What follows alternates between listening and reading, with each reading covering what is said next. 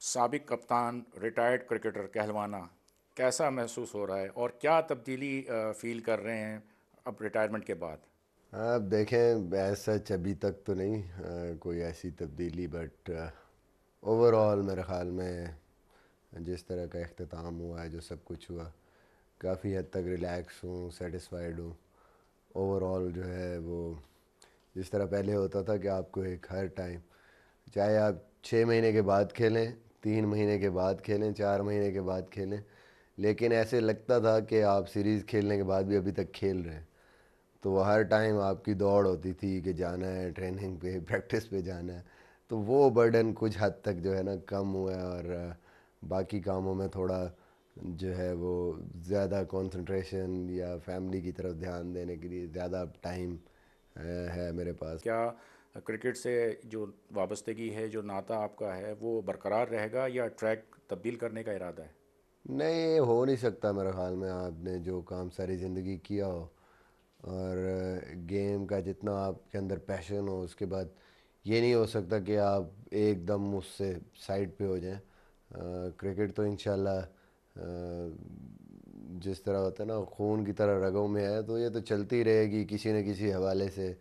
इस पे जो है आप कहीं ना कहीं बात करते हुए भी देखेंगे। और अभी तो खैर अगले 4-5 महीने जो यही प्लान है कि थोड़ी बहुत खेलूँगा क्रिकेट, मे बी PSL तक खेलूँ, उसके बाद शायद बिल्कुल खेलना बंद कर दूँ। आप वो वाहिद कप्तान मैं समझता हूँ हैं कि जिस पर सबसे ज़्यादा तनकीद हुई, इसकी कोई ख़ास वजह थी?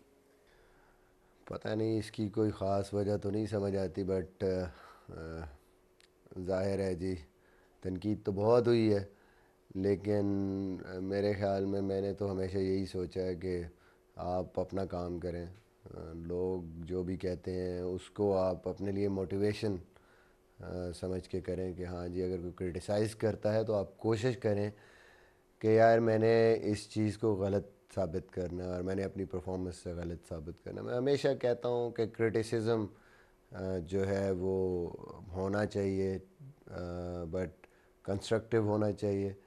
और जो हमारे एक मुल्क में एक मिजाज बन गया है कि हम क्रिटिसाइज़ नहीं करते, हम कोशिश करते हैं कि लोगों की डिसरिस्पेक्ट करें, ह्यूमिलिएट करें उनको।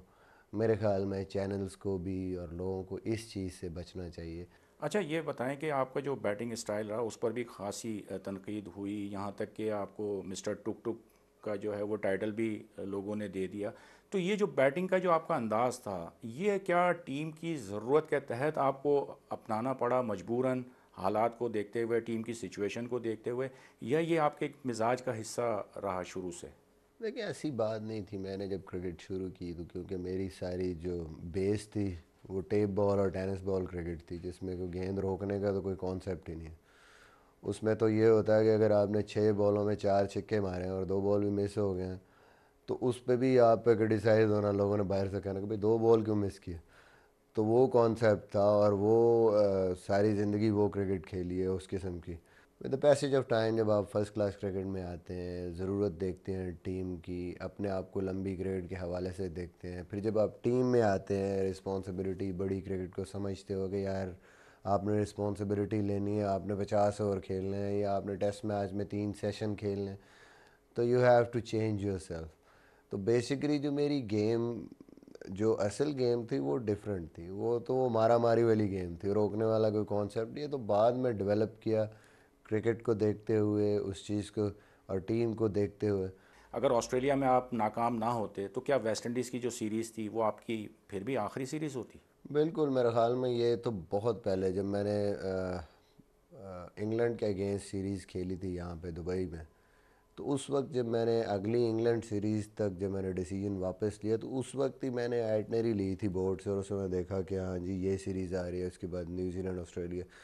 क्योंकि उस टाइम लोगों ने बहुत ज़्यादा इस चीज़ पे जोर दिया कि इंग्लैंड की सीरीज़ है और टीम बगैर एक्सपीरियंस किए और इतने अरसे से लीड कर, तो मुझे जाना चाहिए। ये भी जहन में था कि वेस्ट इंडीज़ में पाकिस्तान कभी नहीं जीता, तो ये भी एक मोटिवेशन थी कि हाँ ये भी खेलनी चाहिए, जाना चाहिए और कोशिश करनी चाहिए कि जी हम एटलीस्ट फर्स्ट टाइम वहाँ पे जो है हिम्मत करके जीते। संगाकारा, महिला जयवर्धने, दो बड़े खिलाड़ी एक साथ जब रिटायर हुए तो उसके बाद फिर श्रीलंकन टीम उसकी बैटिंग लाइन संभल नहीं पाई। पाकिस्तान के साथ भी यही इस वक्त सूरत हाल है कि आप और यूनुस खान एक साथ रिटायर हुए हैं। क्या आप देखते हैं कि क्या आने वाले वक्तों में बहुत जल्द पाकिस्तान की बैटिंग लाइन संभल पाएगी आप दोनों के बगैर?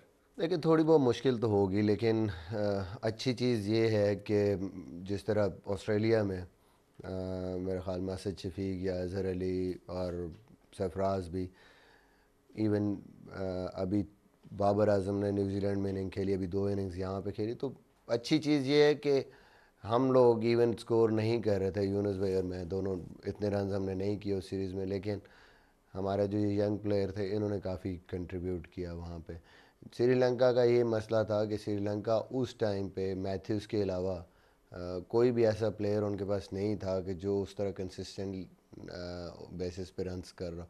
हमारे पास फिर भी अभी 3-4 प्लेयर हैं, और फिर उनके साथ 2-3 जो यंगस्टर आएंगे, आई थिंक वो थोड़ा सा टाइम लेंगे बट सेट हो सकते हैं। अब बातें हो रही हैं कि तीनों फॉर्मेट्स का जो कप्तान है वो एक होना चाहिए। सरफराज मुमकिन तौर पर उन्हीं का नाम सबके सामने लिया जा रहा है। क्या आप समझते हैं कि हमारे जो क्रिकेटिंग कल्चर है उसमें तीनों फॉर्मेट्स का एक ही कप्तान, आप समझते हैं कि ये सही फैसला हो सकता है?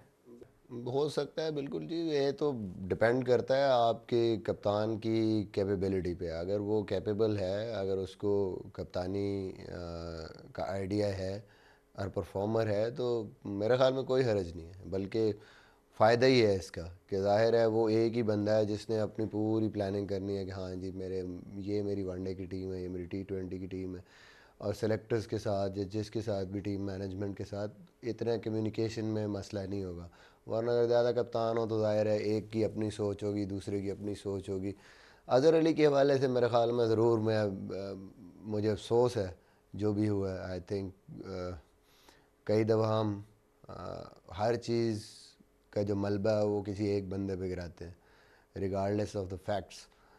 जिस तरह होता है कि जी मैच हार गए, कप्तानी, बॉलिंग बुरी हुई, कप्तानी, खुद चाहे वो 150 कर दे, बाकी टीम की बैटिंग फ्लॉप होगी, कप्तान को रगड़ दे। फिर जो क्रिटिसिज्म था मीडिया का, और फिर I think on behalf of cricket board भी थोड़ी सी सपोर्ट 19-20 हुई अज़हर को, तो मेरे ख्याल में वो टेस्ट की कप्तानी से भी उसने इसी के खाम खा, जब आपको कोई भी सपोर्ट नहीं कर रहा, तो मेरे ख्याल में राइट डिसीजन है उसका। उसने कहा ओके जी ठीक है, मैं एज ए प्लेयर खेलूँगा, माशाल्लाह उसकी परफॉर्मेंस जिस तरह की है, और फोकस कर रहा है वो पाकिस्तान के लिए, मेरे ख्याल में उसके रन्स कीमती हैं। बट जो भी उसके साथ हुआ, मेरे ख्याल में मुझे उस चीज़ का अफसोस है और हमेशा रहेगा। मिसबा, बहुत शुक्रिया बीबीसी से बात करने के लिए। और हम तवक्को और नेक ख्वाहिशात रखते हैं कि इंटरनेशनल क्रिकेट से रिटायर होने के बावजूद आपकी जो सलाहियतें और आपकी जो महारत और तजर्बा है वो यकीनन पाकिस्तान और पाकिस्तान की क्रिकेट के लिए काम आएगा। बहुत शुक्रिया आपका। बहुत शुक्रिया सर। मेरे ख़्याल में उन सारे लोगों का जिन्होंने मुझे सपोर्ट किया थ्रू आउट माई कैरियर, जिसमें मीडिया के भी बहुत ज़्यादा लोग हैं, और फिर फैमिली है, आप जैसे दोस्त भी हैं। फैमिली में हमेशा दोस्त हैं, मेरे क्लास फेलोज़ हैं, मेरी वालदा हैं, सिस्टर्स हैं, और मेरी वाइफ हैं स्पेशली, जिन्होंने बहुत ज़्यादा मुझे सपोर्ट किया। आपने देखा भी है टीवी पे, और मुझे मोटिवेट किया। इवन ऑस्ट्रेलिया में बहुत ज़्यादा मैं डिसअपॉइंटेड था एक स्टेज पे, आपको शायद याद भी है, सिडनी टेस्ट से पहले।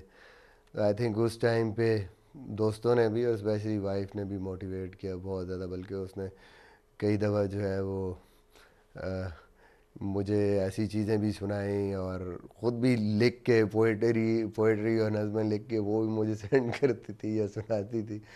तो आई थिंक कि आप खुद अकेले नहीं होते, आपके साथ पूरा एक लोगों का जो है वो साथ होता है, जिनकी वजह से आप अपने कैरियर में जो कुछ भी अचीव करते हैं। तो सबका शुक्रिया, फैमिली का भी शुक्रिया। शायद मैं